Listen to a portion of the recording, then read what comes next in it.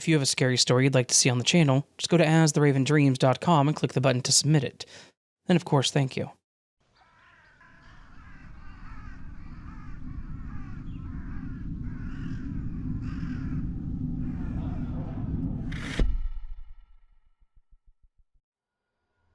I have always been a pretty reclusive kid growing up. I'm not much different now as an adult, but still, this event did not help me change. Anyways, because I wasn't outgoing, I often stayed home when my parents would go out. So when they went to a friend's birthday party and I was invited to join them, I declined and decided to stay home, and just have the place to myself for a few hours. I was a 16-year-old boy and I'd stayed home plenty of times before, so it was no big deal. The evening started fine. I was sitting in the living room, watching TV, probably eating some junk food, when someone knocked on the door. It was odd because it wasn't like anyone was expected over, and my friends don't ever just show up unannounced. So I answered. It was a normal-looking guy, maybe in his 30s or so, except he was kind of fidgety and overly curious. I just looked at him and he asked if Alan lived here. I told him no. My name was not Alan, nor was it my dad or brother's name. He stared at me for a few seconds and then apologized, saying he must have the wrong address, and solemnly walked off. I closed the door, thinking it was weird, and just went back to my night. A few hours later, I started playing a game on the computer in our living room when there was a knock on the door. Now, I was curious as well as annoyed. I answered again, and this time it was a different guy, but he looked a bit more rough. And this time he said, "Hey, let me talk to Alan." What were the odds that two people would ask for the same person at the same house in the same night? I again told him there was no one here by that name, and he tried to look past me into our house like he didn't believe me. Now, the guy was much bigger than me, so I'd be lying if I said I wasn't a little intimidated by him, but I was going to try and stand my ground. So I started closing the door more, limiting his view, and again said that I knew no one by that name, that no one named Alan lived here, and I tried my best to give a bit of a big and scary face. He smirked and said that if he found out that he was in there, and that I'd lied, that he would come back. And I'll just say that he said he would make me regret it. I just said okay and shut the door, watching him walk away from the window. I didn't like that there were two guys now that showed up and one threatened me, so I called my parents and told them what happened. They told me they would try to get home soon, but told me to make sure that both doors are locked and to keep the curtains closed, and also to not answer the door again. So I hung up and went back to my night. I started getting tired, so I got off the computer and went back to the couch, hoping to fall asleep. By this time, it was dark out. I don't remember the exact time, and I was actually drifting off when I damn near had a heart attack. Someone was banging very hard and very loudly on the front door, making me jump up. Except this time, the person was shouting that they were the police.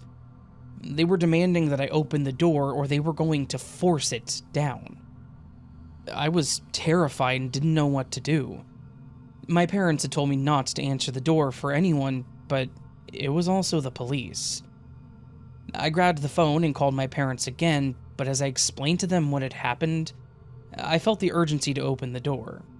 So I did. They immediately ran in, one of them forcing me to the ground, making me drop the phone. Two more went in and started searching the house. The cop that stayed with me helped me up, leaving the phone behind, and led me outside, asking me a barrage of questions about who I was, and then put me in the back of his cruiser. I sat there freaking out. There were cops walking around my home. Why were they there, and why did they treat me like I was the bad guy? I was shaking from fear and being cold, as I was in just my pajamas, and it was a colder night down in New Mexico.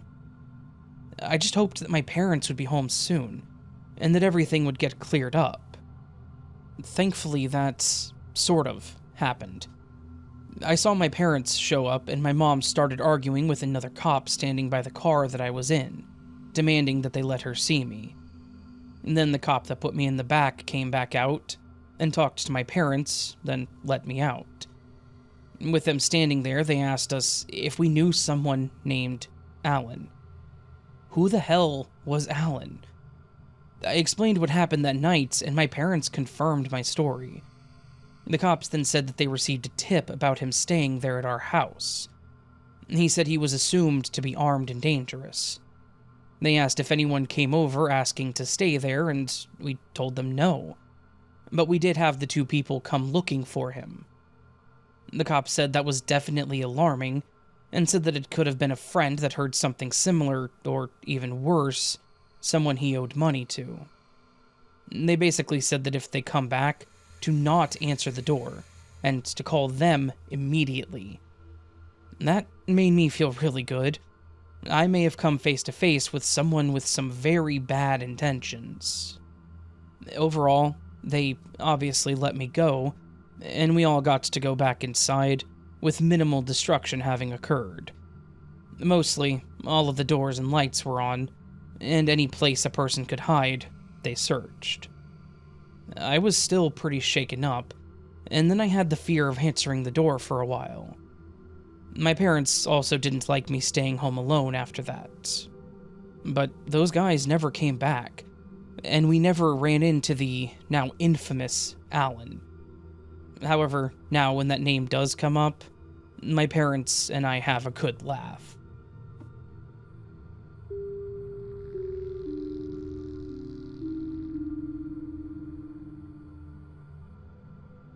This happened about 3 years ago, but I still think about it from time to time, and it still creeps me out.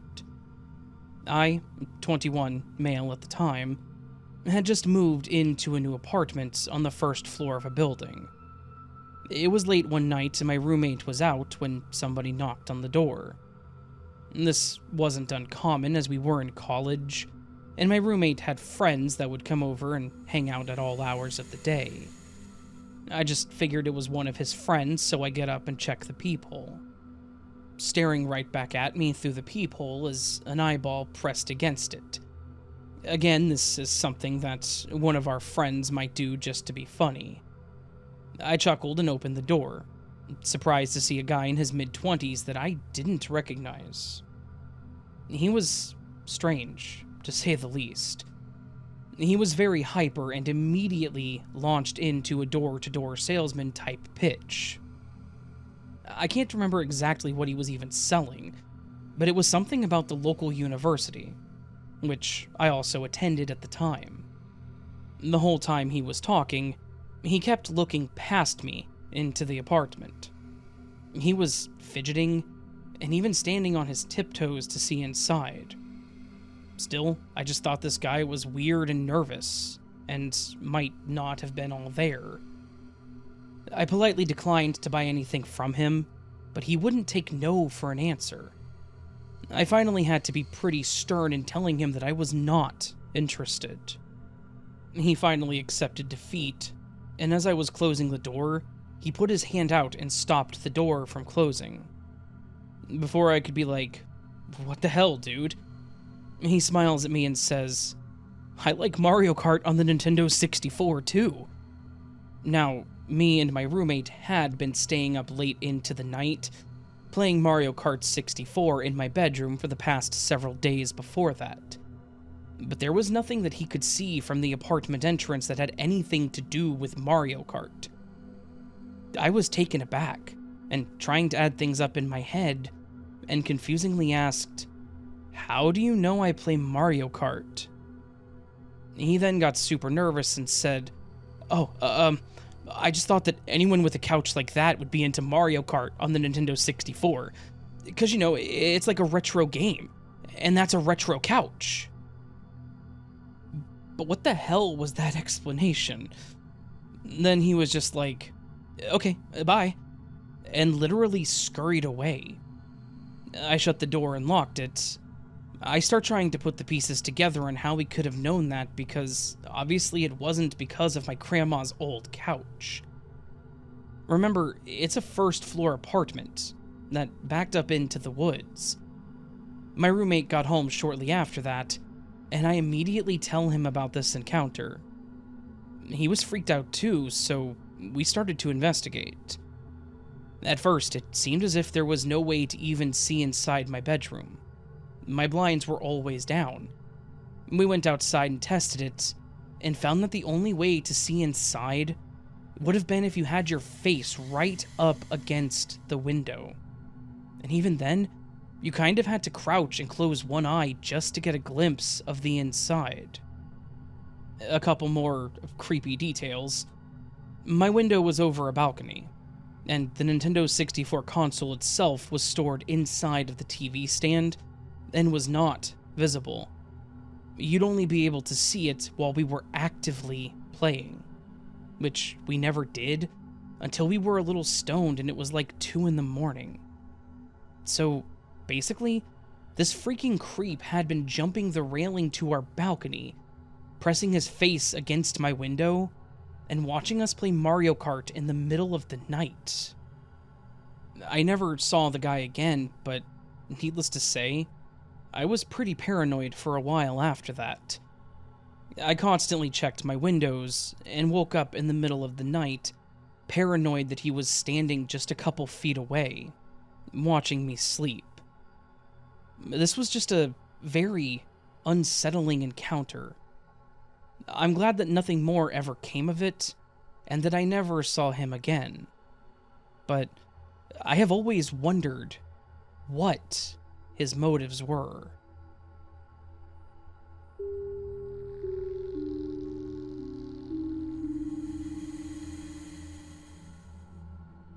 I'm still pretty jarred from this experience, but I figured it would be easier to share about it than keep dwelling on it. A couple of days ago, someone broke into my house while I was asleep. I work night shifts, so sleep during the day is something you learn to get used to. Around 6:30 p.m., I heard what I thought was a loud knocking sound coming from outside, and my dogs going absolutely ballistic. For reference, I live on a farm out in the middle of nowhere. My closest neighbor is a half a mile away. But back to the story. I somewhat wake up, but don't really think anything of it since my neighbors like to shoot their guns, and this was during hunting season. As I start falling back asleep, my heart starts fluttering. Weird. Like I knew something wasn't right. And that's when I heard loud footsteps throughout the house. The dogs are still barking, but start to quiet down. That's when I begin to really worry. When I think my dogs would protect me in a time like this, fat chance. The footsteps stop on the other side of my bedroom door and doesn't move. I think, this is how I'm going to die. And although I had a weapon in my room, I knew that I couldn't get to it without being heard. It felt like an eternity before the steps move around and towards my brother's room. Rustling can be heard loudly through the house, and things being thrown. I knew they were in my brother's room. Some of his friends are into seedy situations, and I knew that it had to be one of them. I heard the footsteps coming back to my door and the doorknob handle move. I immediately turned my back towards the door and closed my eyes tightly, putting a hand over my mouth to stop from screaming. The door opens, but that's it. Then he leaves as a car drives down the road. I finally bucked up my courage to get out of bed. Everything in the house, except for my brother's room, was undisturbed. I immediately called my brother and asked if any of his friends were coming over. He said not that he knew of, and then I told him what happened. He got off the phone with me to start calling around. I went back to bed and noticed that I still had my window cracked open from earlier and realized that I had my sheet off of me, wearing only a t-shirt to bed. If it was who I think it was, this was not a random event. One of my brother's friends has always had eyes for me, and the fact that he saw me sleeping and in just t-shirt makes me freak out. Whether or not he took something out of my brother's room or knew that I was home alone sleeping before having to work later that night, I don't know. I'll post an update when I hear from my brother. You move out to the country to get away from the activity of city life, and you let your guard down. And that's when something like this happens. Sometimes country life isn't so safe after all. Update. Sorry y'all for the late update. It's been a crazy week, but thank you for bearing with me. My brother got back with me with news that I absolutely dreaded hearing. None of his friends said or claimed to have been at the house at the time of the incident.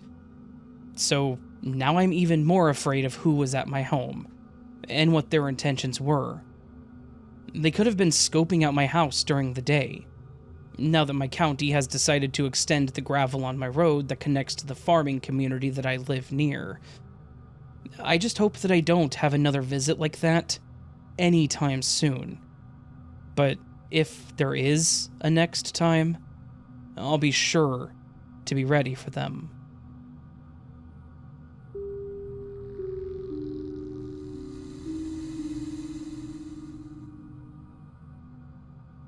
The story happened 3 years ago, around the time that COVID started, so it was a while back, but still worthy of a post. It was early 2020, and I had just gotten a new job in a small town near my area. While looking for a place to live, my sister offered to rent her house to me. She'd bought the house 2 years prior, but she and her husband didn't really take to it, and their commute to work was long, so they moved out, and the house was uninhabited. Luckily for me, it was actually pretty close to my workplace, around a 40-minute drive, and my sister pretty much rented it to me for free. I just paid for the water and electricity and looked after the house. I was living there for a solid 2 or 3 months, and had already gotten used to it. One night, after coming back from work and parking my car, as I walked towards my door, I noticed something odd. There was a cigarette butt on the curb to my house. I leaned down and picked it up, thinking that it might have been mine since I am a smoker, but after looking at the brand name, I realized that it wasn't mine and threw it away. I didn't think much of it and just shrugged it off as some a-hole throwing it at my curb. I went on with my night and nothing unusual happened. 2 days later, I was once again walking to my house when I spotted a few more cigarette butts, this time near my porch. Needless to say, I was pissed off, and I thought that someone sat on my porch and smoked, but since I didn't know who it was, there was nothing I could do about it. I noticed that they were put out pretty recently, so whoever it was probably walked off as I was approaching. That night, I was watching a movie on my laptop, and it was pretty late, past 1 a.m., so I was surprised when I heard a car passing by. It's a suburban neighborhood, and it was COVID, so people rarely ventured out at night, but I didn't think much of it. Around half an hour later, I was surprised when I heard chattering nearby. I listened intently, but I couldn't hear what they were talking about, as their voices seemed almost muffled and quiet. By this point, I was getting a bit unnerved, so I stopped the movie and quietly got off of my sofa and walked to the front door to make sure that it was locked. As I was approaching the door, I froze mid-step as I heard the two approaching my porch and reduced their talking to a whisper. I realized right away that whoever this was wanted to break in. I leaned against my door and waited, expecting a loud bang against the door or the doorknob being shaken, but it was oddly quiet. I decided to walk over to my window to see if they had walked away or changed their mind. My windows have bars from the inside out that you have to unlock so that you can move the curtains or look out the window comfortably. I slowly unlocked the bar mechanism and lifted it up. I moved the curtains and was taken aback. Leaning up against my window was a man. He was as startled as I was because he basically stuttered over his own steps as he jumped back. He tightened his hoodie to cover his face, so all I could really see was his big blue eyes looking at me. His friend realized what was going on, and right away started to kick the door in. He kicked it for a solid 4 or 5 times, but the door wouldn't budge. All the while I was staring at them frozen in fear and trying to comprehend the situation. I snapped out of it and slammed the bars over my window, locking them and running upstairs to the storage room where I pushed a table up to the door and called the cops. As I listened and expected the two to come inside any minute, I heard a loud crash and the bar from the windows being shaken aggressively. When they realized they couldn't get in, one of them let out a long, angry scream that probably woke up half of the neighborhood. By the time the cops came, they were long gone. The police couldn't find out who it was, but were more active in the neighborhood in the following weeks. Regardless, I wasn't too keen on staying there, so shortly after, I moved out. My sister sold the house a few months later, and as far as I know, nothing similar has happened since.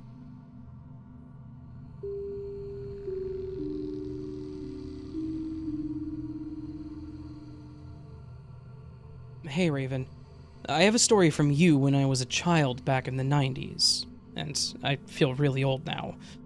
I hope you're doing good, friend. Thank you. I was 6 or 7, and I would walk home after school. We lived really close to the local school at the time. Since my parents both worked, I was expected to do everything myself. When I tell people this story now, they tend to be surprised that I was allowed to do this. I liked it. I had my own key and I would follow the rules, which were, don't answer the phone, and wait to listen to the answering machine to see if it was mom or dad, and to not answer the door. Legally, I don't think I was allowed to be left alone so young, but hey, I was fine. I got in, locked the door, put my bag down, and went to the fridge for an after-school snack. I turned on the TV to watch some cartoons. My parents would be back after 6 p.m., so I had to get the chicken out of the freezer, set the table, and do some basic tidying around the house. I honestly loved having this alone time to myself. My mom called me and reminded me to sort the laundry, and then said that we would talk more when they got home. I agreed, took the laundry out and hung it on the clothesline because my parents are too cheap to use the dryer. When I noticed someone looking over the fence. He didn't look like any of my neighbors, and none of the houses went on the market recently. I finished up, closed and locked the back door. My parents didn't have cell phones, obviously. They were too expensive at the time, and I don't think they wanted a call anyways. I went to all the windows and doors to make sure they were locked, and that he couldn't come in. Once I was done, I settled in front of the TV with my snacks and relaxed, completely ignoring my homework. Then I looked over and saw that there was a shadow at the window. It was the same man. He used his hands to shield his eyes to get a better look inside, and I noticed him looking at me.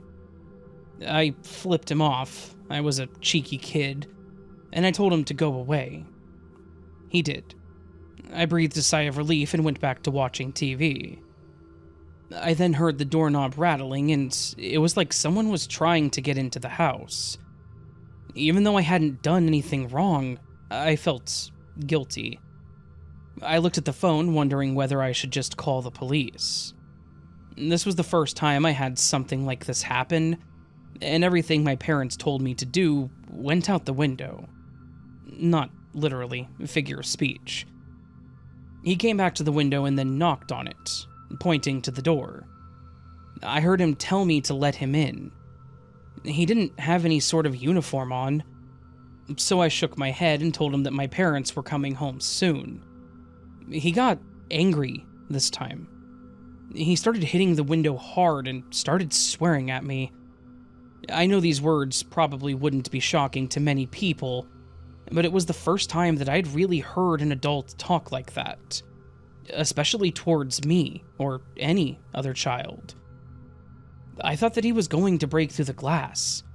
I went to the home phone and lifted it up, and then dialed the emergency number.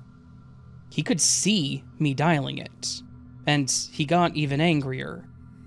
We didn't have a cordless phone either. It was the kind that had the long spiral cord that had a set limit. The best I could do was hide around the hallway, but he could still tell where I was. I got to the police, told them what was happening, and they could hear the window banging. The operator told me to stay on the line, but by this point, I was bawling. I asked her if I was going to die. It felt like it was forever, and then suddenly the man stopped knocking. The quiet actually felt more unsettling. She told me that the police should be there now, but to only open the door if I could see them. I looked through the window, and I saw 2 police officers standing there. They were knocking on the door. I then opened the door, and they asked if they could come in and if I was okay. They came in, and my parents got the shock of a lifetime when they saw a cop car out the front, and came in. I told them what happened, and they all told me that I did the right thing. There were actually reports of this guy trying to get into other houses around the local area. The cops told my parents that they shouldn't have left me alone, but that was as far as that went. I would love to say that things changed, but my parents decided that this was just an experience that would toughen me up. And in a way, I guess it did. It scared me as a kid, though. I had some nightmares about it, where I wondered whether he would ever come back.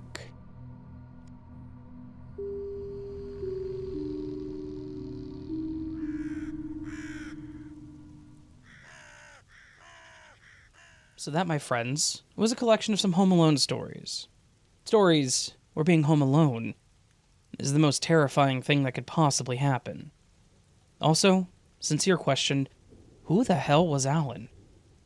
I really do feel for that person, because I feel like if I was that age, and multiple people came to the door asking for a person that didn't live there, and then the cops showed up, I think I'd freak out a little bit, so definitely a terrifying situation to be in.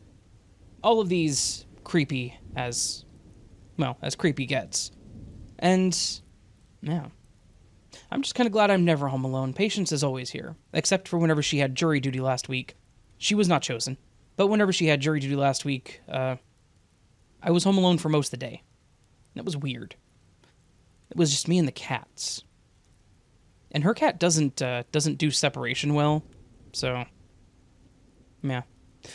Anyways, friends, hopefully you all enjoyed the stories. If you did, please do hit that thumbs up button, if you would, feel ever so bold to do so. If you really appreciate the content and want more like this, consider subscribing. I promise you next month is going to be a crazy month. Please stay tuned for that. I have delusions of grandeur that March is going to be the best month yet. At least of 2024. These past 2 months have been kind of weird. Numbers-wise, not great. Personal-wise, kind of strange. But overall, fun. Anyways, friends, I hope that... oh, wait, no, there's other things you can do. You can leave me a comment, let me know how you're feeling, how you're doing, what kind of soup recipes you want from me. You can also join Patreon and memberships for early access to content like this and other content, depending on what goes up and how it goes, when the things go up and how they do. I'm done.